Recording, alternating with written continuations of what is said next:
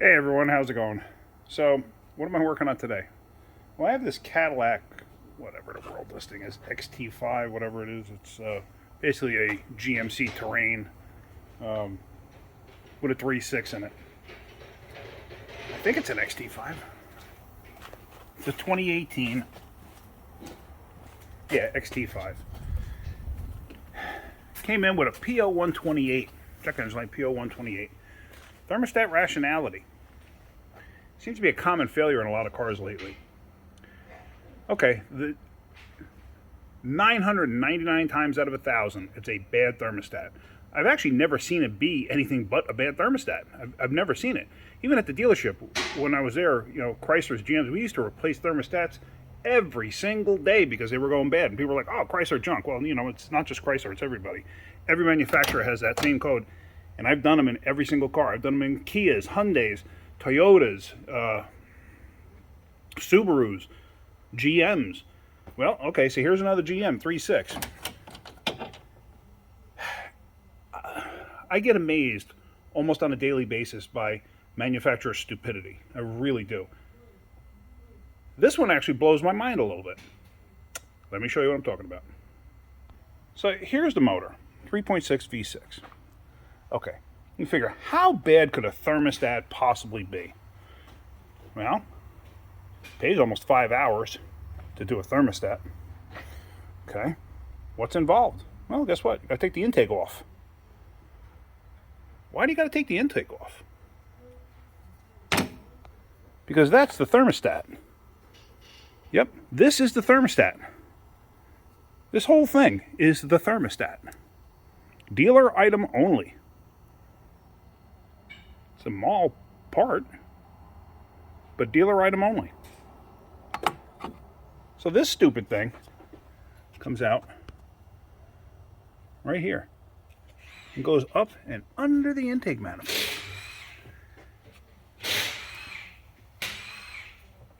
I mean, come on. Come on. The dealer has like 20 of these things in stock. He says they sell these things all day long because they're so common. They don't have to look up the part number. You know a part is common if they don't have to look up part number. You tell them thermostat, yep, we got it in stock. You don't have to look it up? Nope, we know exactly what it is. Okay. It's funny because when I called the parts store to see if they had it, because I didn't know, I never did one before. The guy's like, you know what's funny? He goes, such and such shop down the street called me for the same stuff today. Told me I had to call the dealer. He called the dealer, and then he called me back and said, you have the intake gaskets. Nope, got to get them from the dealer too. So I called, asking the same question. He goes, everything's from the dealer. He goes, such and such is doing it. And he goes, and the funny thing is, he goes, this other shop just did one yesterday. Same car. So obviously it's an issue. So what are we going to do here now? I got to start taking this thing apart. I'm not going to walk you through every step. I can't really do that today. But I will touch on the highlights. So first off, you got to take this upper trim cover off, whatever you want to call it, air baffle, whatever. Got to take this off. When I run into things that I find that are of interest, I will show you. Let's see, like this should be just a press up like that, yeah, and it pulls out. Okay, no big deal. This is going to be this clamp here. Actually, this clamp is this? No, this isn't the design I'm thinking of. It's weird. They seem to come out with new clamps every other year, it seems. I bought a pair of pliers for a clamp that's similar to this, but I don't think it'll work on this. So I'm going to undo that clamp, pull this trim cover off. Oh, yeah. Actually, if you look down there, that right there, that's the thermostat. But you can't get to it because the intake's in the way. Yoo-hoo! Great idea. Awesome idea. So let's start by getting that upper trim cover off. Let me get some tools ready so we can start getting this thing apart. And then obviously I'm going to have to drain the coolant. And we're going to go from there. All right, let's get going. With the upper cover out, the upper cover in this tube are one piece. See that? I mean, they're two pieces technically, but I don't feel like dealing with that clamp that holds it together. You got a bunch of electrical connectors that you got to undo. That, like this, this.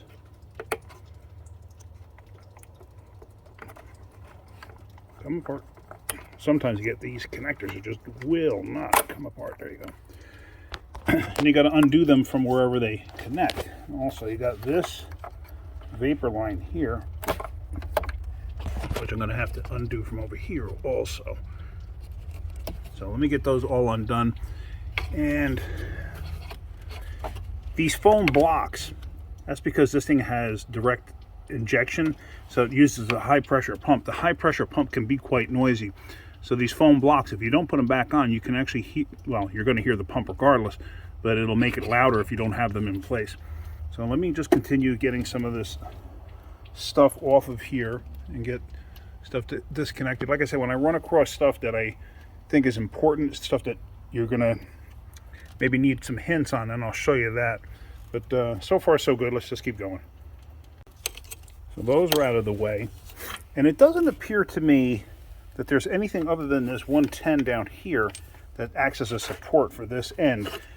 This is a separate cover on the intake. I don't believe you got to take that off. Now there should be the bolts down there. They appear to be 13s that hold this down. Now one thing I'm going to do is I take an air gun usually, or an air blower rather, and I will blow around the intake just to blow off any dirt and stuff that may be hanging around, because when you disturb this, I prefer not to have the dirt fall into the motor. If you don't have a blowgun or any kind of a blowing device, if you don't have compressed air, try a shop vac. Go in there with a shop vac and try to just vacuum around if at all possible. If not, you got a leaf blower, use a leaf blower. That'll work too. So let me do that. Let me use some shop air. Let me blow around there, get that out, and then let's take those 13s out. You can see some of the particles floating around in the air there.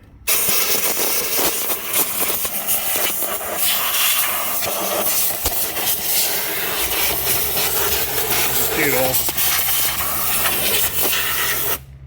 Like I said, I just do that to try to get any debris out of the way that might fall into the motor. So now let's get those 13s out. With all the bolts loose, here's a coolant tube too. It has to come off of there because it's bolted to the lower, or to the upper intake. So now this should come straight out. I might have to do this with two hands. Hang on a second. All right, let's try this now. Yep, there it goes. It's off.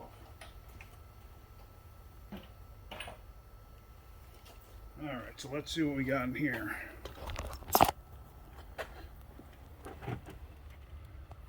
So there's another noise canceling device.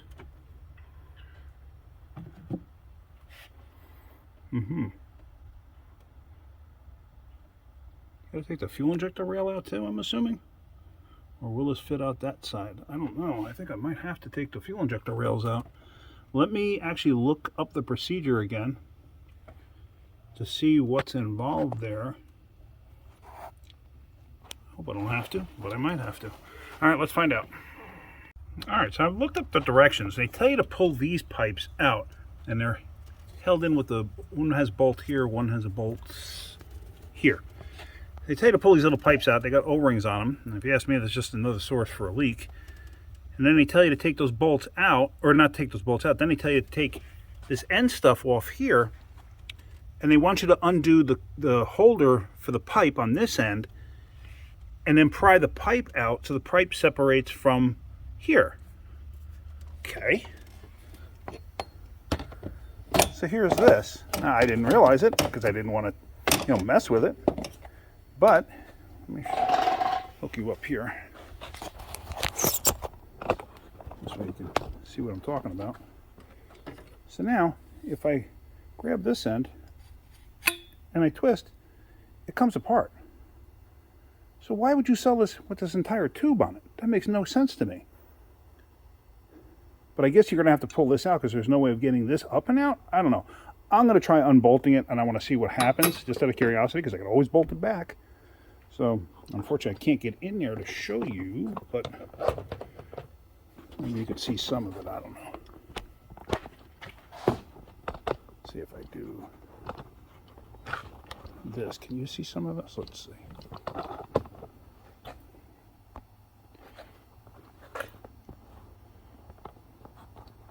It's pretty pointless, to be honest with you. You're not going to see much. Right, let's see. All right, let me try unbolting it, see what happens. I'm going to have to turn this light on. I don't know if that's going to help you or hurt you in what you're seeing. I may not be able to get.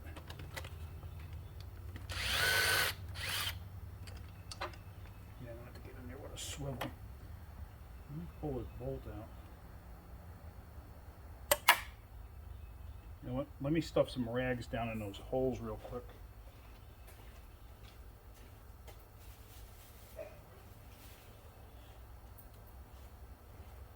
I want to take a chance of possibly dropping something that might go down inside the head.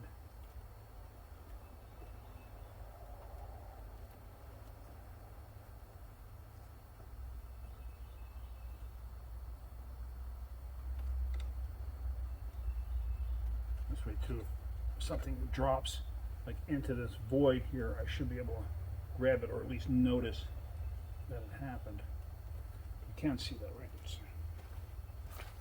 Yep, you can see it. Okay. So now let me get my pen swivel.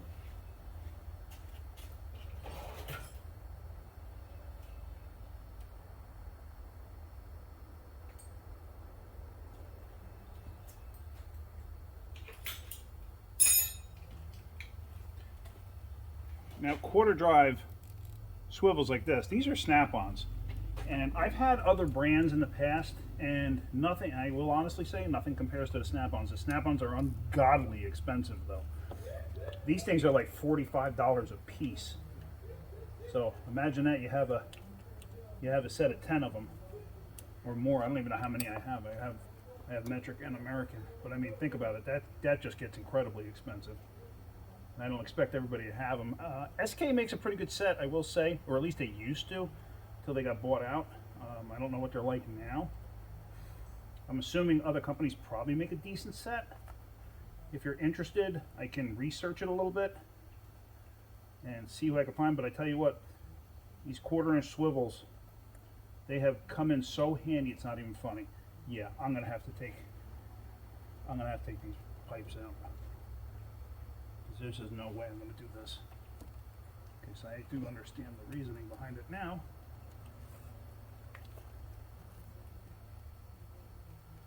Let's take this one out.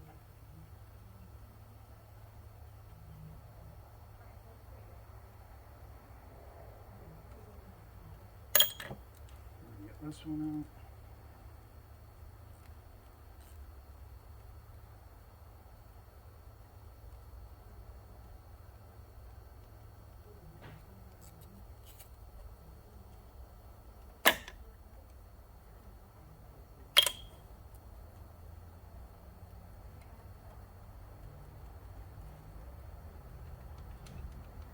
You got to be gentle with it now. It's not coming out nice and smooth. So what I am going to do is I am going to spray some WD on the back side of that.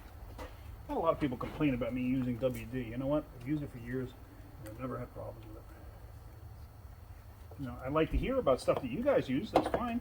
You know, but just understand, you know, this is what I've used and this is what I've never had problems with. So that's why I show people that I use it.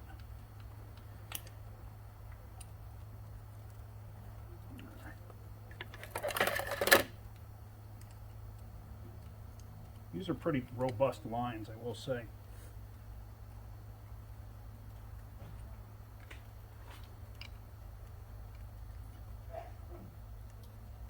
All right. So that's out of the way. So now I can get this off here. Let me undo this clip so this wire is not constantly in my way. So there we go. That bolt is out. Now, the housing, yes, it is loose. But yeah, the tube, I'm definitely going to have to unbolt this end from it, so this way I have some flexibility in there. Let me start getting that apart. And I'm sorry for the glare from my headlight, but I really have no choice. I don't have enough light to see what I'm doing. What I did do is I unclipped the PCM from its holding bracket here, so I can get my hands underneath because underneath here you can get to the 10 millimeter that holds the pipe in place. So you get the pipe loosened and see the whole thing moves. So now I'm hoping with this thing like this, I can get in there and actually get that thermostat released. The reason I left the bolt in there is because trying to get that bolt back in afterwards might be a nightmare. But if I got to pull it out, I got to pull it out. Alright, so let's see if I can get in here. I said I'm sorry if the light is having any effect. I'm going to try just going gently up against the edge of the fuel rail. I'm not putting a lot of pressure on it.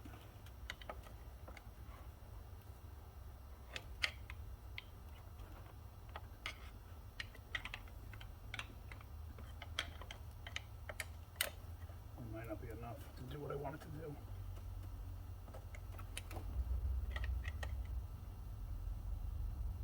Yeah, it looks like I'm going to be taking that bolt out.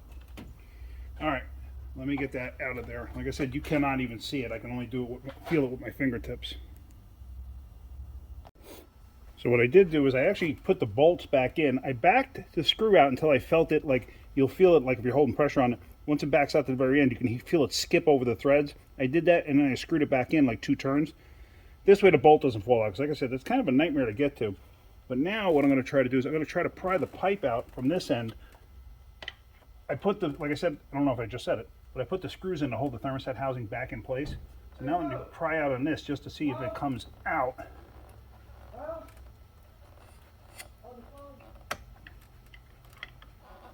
And it's moving a little bit. I just felt it move.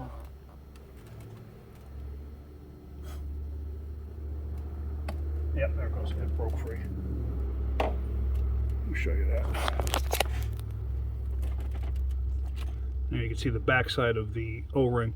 So it finally broke free and out of there. I might have been able to spray some WD in there to help get it to move a little bit.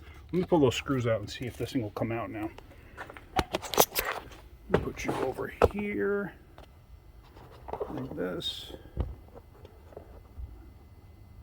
So I can help you all, let's see.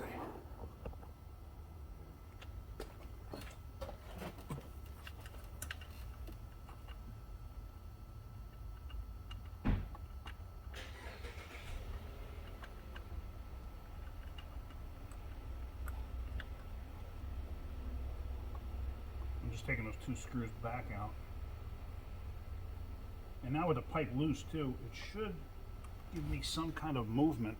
I gotta turn my light back on. Sorry if it creates a glare.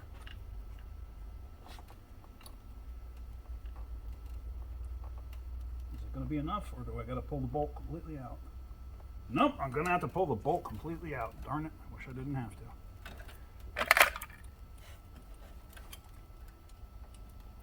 I'm gonna have to. Now I'm trying to skip a couple of steps here. Sometimes shortcutting it works. Sometimes shortcutting it costs you more time.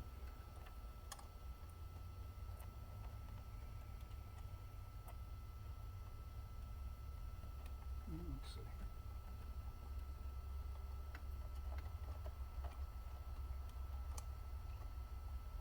If I leave.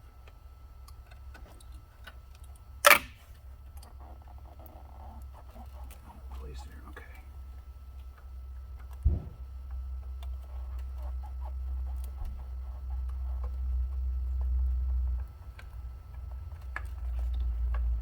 It's coming. How is that supposed to come out of that opening? I don't know. I guess it's supposed to. And there it goes. Wow, that's a terrible design if you ask me. That is absolutely a terrible design. So there you go. There's the thermostat. Let me see what time it is, because it may be just about time for lunch. But I might, who knows what's wrong with it, but thermostat rationality codes, like I said, 999 times out of 1,000, it's a bad thermostat. Let me clean all this up. What I'm going to do is I'm going to take the O-ring from here, and I'm going to transfer it to there. Now we're going to use Disassembly lube to make sure everything slides back together nicely. Just wanted to show you, that's the old O-ring that I just walked off of there. So now I'm going to walk a new O-ring on there. I'm going to wipe it down. I'm going to wipe the actual tube down itself. It doesn't matter that that little red mark is there. That's just silicone from the seal itself. So, but I'm gonna wipe everything down, and then, you know, as I always say, reverse procedure to install. But I will show you once I get the thermostat housing in place. I'll show you laying that in place and going from there. All right, as you can see, I have the pipe lubed up. I have this lubed up. Let me try to get this down in place here. I'm going to have to manipulate the pipe from the other end. Hopefully I don't knock the camera over.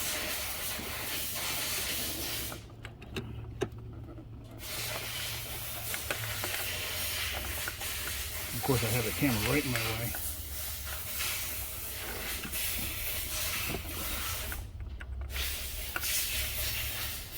Come on.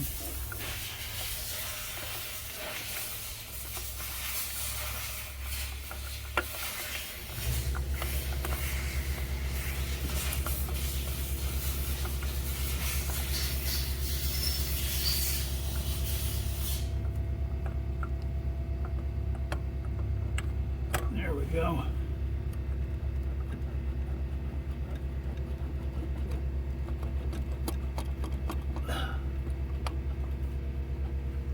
Alright, so that pipe is installed. Get the wiring harness out from inside there because I don't want that to get caught.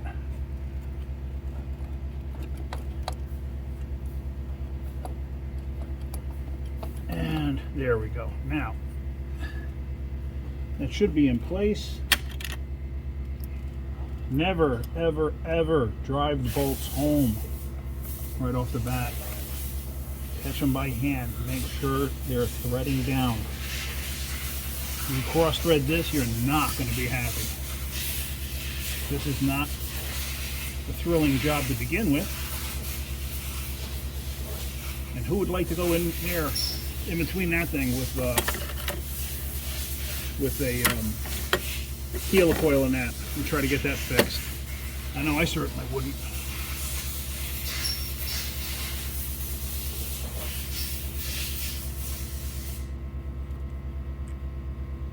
If I didn't mention it before, I had wiped the gasket surface initially before I did anything else. You know, before I bothered to drop this down. And now, hopefully you can see what I'm doing here.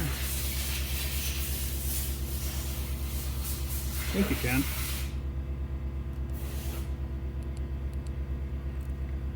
So,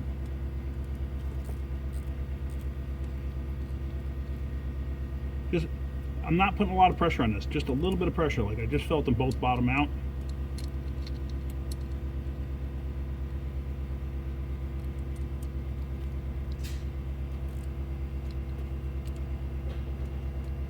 I don't know what the torque spec is. I can look it up. Just a little bit at a time. That's all you want to do. As soon as I felt them bottom out, just went a little bit at a time. Alright, so that's all caught now. So now what I got to do is figure out how to catch the bolt down there. Yeah, there we go. Down there that holds the pipe in place. Got to have that back in place. If you don't have that back in place, that pipe could blow out. So let me figure out how to get that. There's no way I'm going to be able to film that. So let me get that back in place, and then let's check, and let me find out what the torque is supposed to be on that, and we'll go from there. So I did find out these things are supposed to be 89 inch-pounds. So got the, looks like I actually had it right about there anyway. Yeah, they just moved a little bit. All right.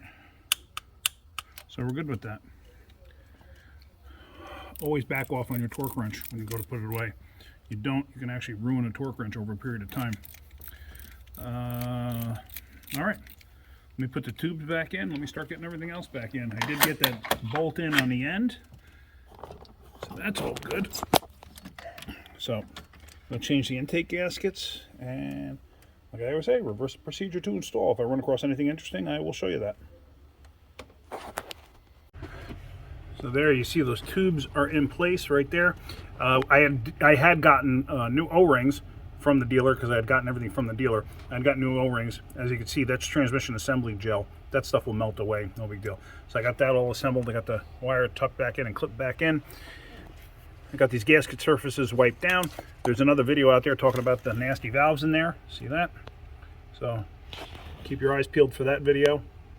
It's a short video. So let me just change the gaskets on the intake there, and then let's get this thing installed. Told you before, even I make mistakes. I actually had this whole thing back together, and I looked, and I realized I forgot to put this back in place. I know a lot of people would have thrown it out. Well, it's there for a reason. And it's not a stupid reason either, it's for noise. So that's why I'm putting it back in. So I just took it back apart to throw that back in place. Just wanted to show you that, yes, I screw up too. So let me keep going.